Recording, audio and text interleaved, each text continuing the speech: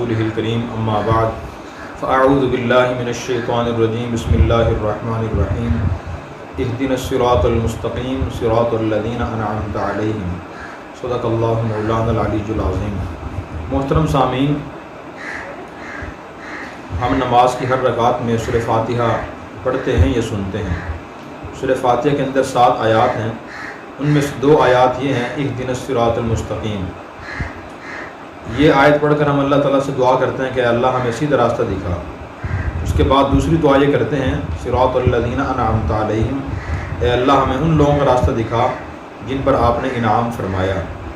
قرآن کریم کی ایک اور آیت کی تشریح کرتی ہے اولئک الذین انعم اللہ علیہم من النبیین والصدیقین والشہداء والصالحین وحسن اولئک رفیقا۔ یہ وہ لوگ ہیں جن پر اللہ تعالیٰ نے انعام فرمایا، وہ یہ ہیں نبی، صدیق، شہداء اور نیک لوگ۔ پھر اللہ فرماتے ہیں کہ یہ بہترین ساتھی ہیں۔ تو سورہ فاتحہ کی آیت سے یہ معلوم ہوا اللہ تعالیٰ ہمیں یہ سکھا رہے ہیں اور ہم سے دعا کروا رہے ہیں کہ ہم اللہ سے ہدایت ہی مانگیں، اور ہدایت کا مطلب یہ ہے کہ ان لوگوں کا راستہ مانگیں جن لوگوں پر اللہ تعالیٰ نے انعام فرمایا ہے۔ اس سے یہ بات سمجھ آتی ہے کہ دنیا میں انسان کو ہدایت حاصل کرنے کے لیے 2 چیزوں کی ضرورت ہے۔ نمبر 1 اللہ کی کتاب کی، اور نمبر 2 اللہ کے بندوں کی۔ شروع سے اللہ تعالیٰ کی طرف سے بندوں تک ہدایت پہنچانے کا، بندوں کو راہ راست پہ لانے کا یہی طریقہ رہا ہے کہ اللہ نے 2 چیزیں لازمی قرار دی ہیں، ایک اپنی کتاب یا اپنا صحیفہ، اور نمبر 2 اللہ کے بندے، انہیں کتاب اللہ، اللہ کی کتاب اور رجال اللہ بھی کہہ سکتے ہیں۔ اور اس سے آیت سے یہ بات سمجھ آتی ہے کہ دنیا کا کوئی علم و فن جیسے بغیر استاد کے، بغیر نصاب کے حاصل نہیں ہوتا، اسی طرح دین بھی بغیر استاد کے، بغیر کسی کورس کے حاصل نہیں ہوتا۔ اور اس سے مدارس کی اہمیت واضح ہوتی ہے۔ آج اکثر مسلمان دین نہیں سیکھتے، حتیٰ کہ جو مسلمان 50 سال تک نماز پڑھتے رہتے ہیں، مرد بھی عورتیں بھی، ان میں اکثریت ان کی ہے جو نماز کا طریقہ ہی نہیں سیکھتی، بغیر سیکھے پڑھتی رہتی ہے، اور اسی طرح زندگی کے اور کام بغیر سیکھ کرتی رہتی ہے۔ اگر ان سے کہا جائے کہ آپ دین پڑھ لیں تو کہتے ہیں کہ جب میں سوچوں گا، کوئی وقت دیکھوں گا، وقت نکل گیا تو انشاءاللہ ضرور نکالوں گا۔ یا وہ کہتا ہے کہ جی میں فیس بک پر، واٹس ایپ پر علماء کے بیانات سنتا رہتا ہوں، یا امام صاحب جو مسجد میں بیان کرتے ہیں بیان سنتا رہتا ہوں۔ یا وہ کہتے ہیں کہ جی میں دینی کتابوں کا مطالعہ کرتا رہتا ہوں، یا میں نے جماعت میں کافی وقت لگایا ہوا ہے، تبلیغی جماعت میں نے 4 ماہ لگائے ہوئے ہیں، روزہ لگایا ہوا ہے، چلہ لگایا ہوا ہے۔ یہ سب چیزیں بہت مفید ہیں، لیکن ان چیزوں سے پورا دین انسان کو سمجھ نہیں آتا۔ دین تب سمجھ آتا ہے جب انسان کسی عالم دین کے پاس بیٹھ کر یا مدرسے میں داخلہ لے کر ان سے دین پڑھتا ہے۔ اس کی وجہ یہ ہے، جیسے میں نے عرض کیا، کہ دنیا کوئی علم و فن بھی صرف گھر بیٹھ کر مختلف بیانات سننے سے، لیکچر لینے سے نہیں آتا، بلکہ استاد کے پاس جا کر کوئی کورس، کوئی نصاب پڑھنا پڑتا ہے، پھر سمجھ آتا ہے۔ اور باضابطہ استاد اور کورس کے پڑھنے سے دوسرا فائدہ یہ حاصل ہوتا ہے کہ انسان کو کسی بھی مسئلے کے دونوں پہلو نظر آ جاتے ہیں۔ کسی بھی شعبے کے بارے میں نشیب و فراز، اونچ نیچ معلوم ہو جاتی ہے۔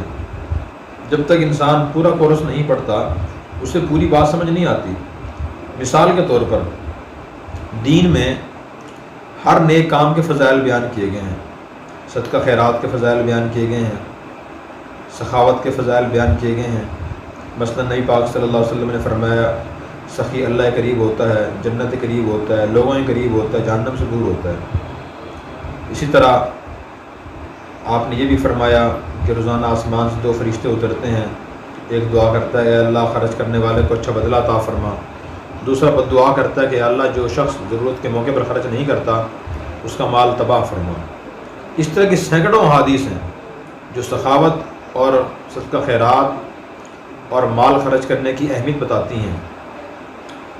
لیکن سخاوت کا مطلب کیا ہے، اور کس وقت مال خرچ کرنا ہے، کب کرنا ہے، کتنا مال خرچ کرنا ہے، اور ترتیب کیا ہے اس کی، انسان خرچ کرنا شروع کہاں سے کرے، اب یہ دیکھیں اکثر لوگوں کو معلوم نہیں ہوتا، حالانکہ اس کے بارے میں بھی قرآن کریم کی آیات ہیں. جو بیان کرنے والے لکھنے والے ہیں اکثر پہلا پہلو بیان کرتے ہیں، دوسرا پہلو بیان نہیں کرتے. اب دوسرا پہلو کیا ہے؟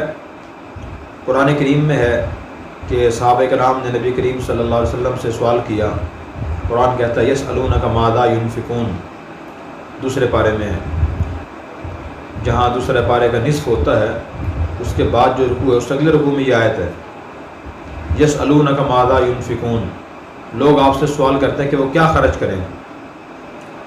انہوں نے پوچھا کیا خرچ کریں، سوال کا مطلب یہ تھا کون سی چیز خرچ کریں، لیکن اللہ تعالیٰ نے اس کے جواب میں وہ چیز بیان نہیں فرمائی کہ آپ اللہ کے راستے میں کھجور خرچ کریں، پیسے خرچ کریں، پانی دیں، کپڑا دیں، یہ نہیں فرمایا. جواب دیا، فرمایا قل العفو، آپ انہیں فرما دیجئے کہ وہ جو ضرورت سے زائد ہو وہ خرچ کریں، جو ضرورت سے زائد ہو وہ خرچ کریں. اب دیکھیں ایک پہلو قرآن کریم یہ بیان کر رہا ہے. اب نبی کریم صلی اللہ علیہ وسلم نے خرچ کرنے کا طریقہ بتایا. آپ نے فرمایا وابدأ بمن تعول، جو لوگ تمہارے زیر کفالت ہیں، اہل و عیال میں داخل ہیں، تم خرچ کرنے کی ابتدا وہاں سے کرو. اور بھی بہت سی حدیث ہیں اس پہلو کو بیان کرتی ہیں کہ خرچ کیسے کرنا ہے، کہاں کہاں خرچ کرنا ہے، اور کتنا خرچ کرنا ہے، کب خرچ کرنا ہے. بہت سے موقع آپ کی زندگی میں ایسے بھی آئے کہ صحابہ کرام نے خرچ کرنا چاہا، آپ نے ان کو منع فرما دیا کہ آپ خرچ نہ کریں. اس لیے باضابطہ پڑھنے سے، دین اسلام کسی عالم دین کے پاس بیٹھ کر پڑھنے سے، پورا کورس پڑھنے سے ایک مسئلے کے تمام پہلو سامنے آ جاتے ہیں. اسی طرح نیکی کی دعوت دینی ہے، برائی سے منع کرنا ہے، اس کے آداب کیا ہیں، اس کی شرائط کیا ہیں، اور اس کے سٹیپ کیا ہیں، مراحل کیا ہیں، کب منع کرنا ہے، کب منع نہیں کرنا. تو مکمل علم حاصل کرنے سے انسان کو یہ سب چیزیں معلوم ہوتی ہیں. ورنہ ہوتا ہی ہے کہ اکثر انسان افراط تفریط کا شکار رہتا ہے. کس چیز کے فضائل سن کر یا فوائد سن کر یہ سمجھ بیٹھتا ہے کہ بس میں نے ہر حال میں ہر وقت یہ کام کرنا ہے، جبکہ ایسا نہیں ہوتا شرعی لحاظ سے. اور بس اوقات ایسا کرنے سے انسان گناہ میں مبتلا ہو جاتا ہے. تو حدود و قیود معلوم ہوتی ہیں، اس کام کی، اس چیز کی شرائط معلوم ہوتی ہیں، اس کے مراحل معلوم ہوتے ہیں، اس کے اوقات معلوم ہوتے ہیں کہ کب یہ کام کرنا ہے، کس طریقے سے کرنا ہے. اللہ ہمیں علماء کے پاس بیٹھ کر دین سمجھنے کی اور کورس پڑھنے کی توفیق عطا فرمائے. Subscribe now and press the bell icon. Never miss an update.